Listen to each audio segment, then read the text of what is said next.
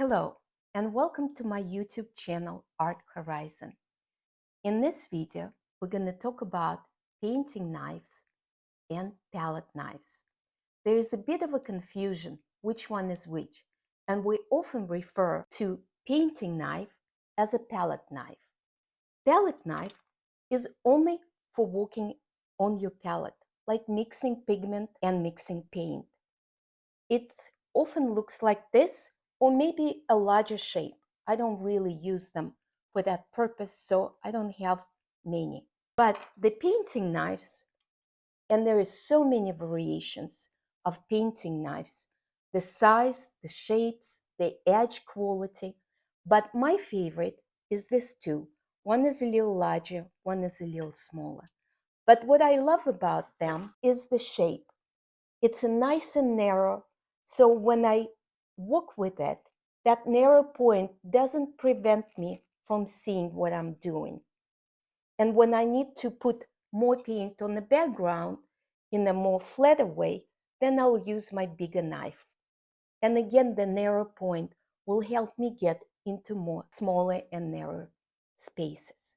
I have a little demonstration of how to use palette knife and make straight lines and curvilinear lines.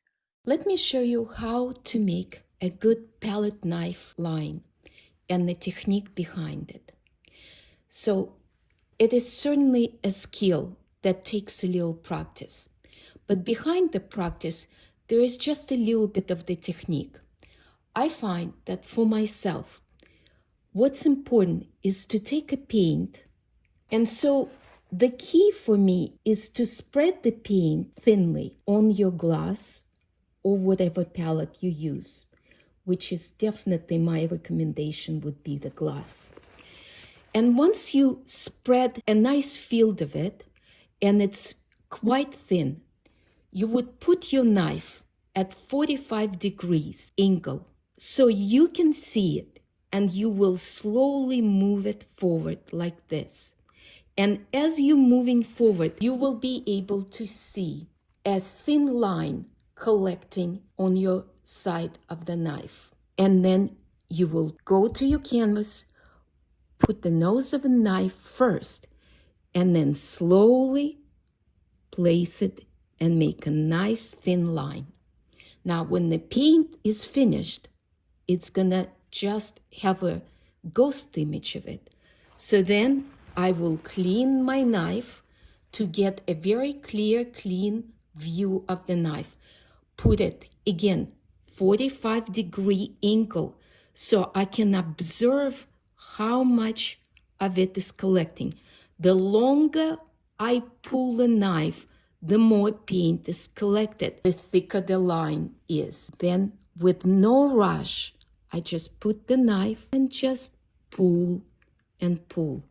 And you can see, because I moved the knife much longer, the line is much thicker.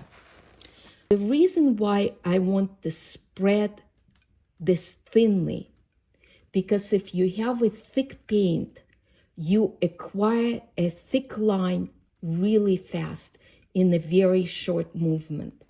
The thinner the paint is spread here, the more control I have how thick or thin my line would be. Sometimes it's very thin, and sometimes I would want a thicker line. Now, what happens when I need to make a rounder curvature line? It's a little bit more tricky, but again, all it requires is practice. So I gather the paint the same way, 45 degree, move the knife and then put it on the nose and then curve. Do you see how much pressure I'm applying to the knife, that it's no longer straight, but curve? And then I'm curving and following the line. Now, you don't have a lot of paint on your palette knife, so don't try to create a full gesture from the very start. Just start, and then you can finish the gesture. Maybe you need to go under, but it's the same technique. It's curving, putting it on the nose and pressing it to get a curvature on the knife. One thing about painting knife, I don't ever use to mix the paint because mixing paint requires such a sensitivity that palette knife or painting knife doesn't have. With a brush, you can really feel how much you have taken the paint and how much you need to draw the paint in. I will show you my favorite way to mix the paint. Let's say I have this purple paint and I need to find a few variations, some that are more desaturated, some that are lighter, some maybe that are more colorful. So to desaturate this paint, I might take a little bit of my gray, put it to the side, and draw the gray in. And you can see how I'm making a path of more gray to less gray. Let's take another paint that it will be more clear. For example, I want to cool off the purple and lighten it at the same way. So I will use my white and I'll put some white to the side and then draw the white in, reducing the pressure on the brush. So here you can see a little bit better how the white becomes slowly gradating into the purple, slowly desaturating and cooling off, and then coming to full expression of the purple. By mixing it that way, I have a choice of using a white with very little purple. I have a choice of using gray with a little bit of purple and a really saturated purple. So by mixing it that way, you have a variation of temperature, color, and value. Opposed to something that most people do is take purple and say, okay, I need to lighten it. Let me lighten it.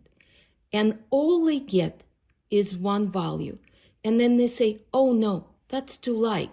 Now I need to add more purple. Oh, that's not enough purple. More purple. And then, oh no, now it's too much. Now add more white. You can see how this gets very endless by just getting the right color that you need and the right value that you need.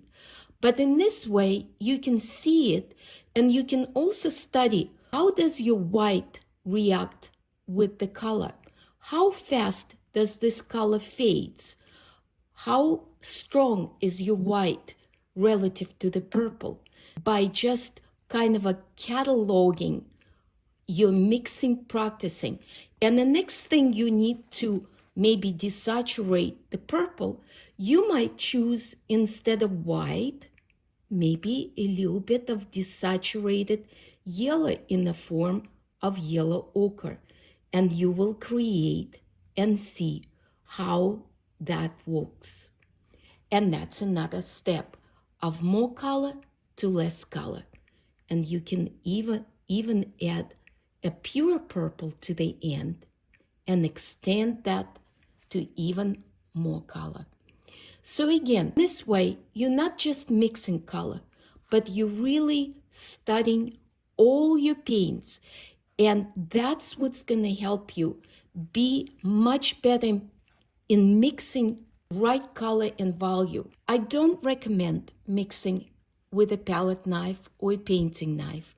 I think the brush is much more sensitive and you end up learning a lot more and having a lot more variation to use in your painting. I hope you find this helpful, and if you do, please subscribe and share it with others. Thank you so much.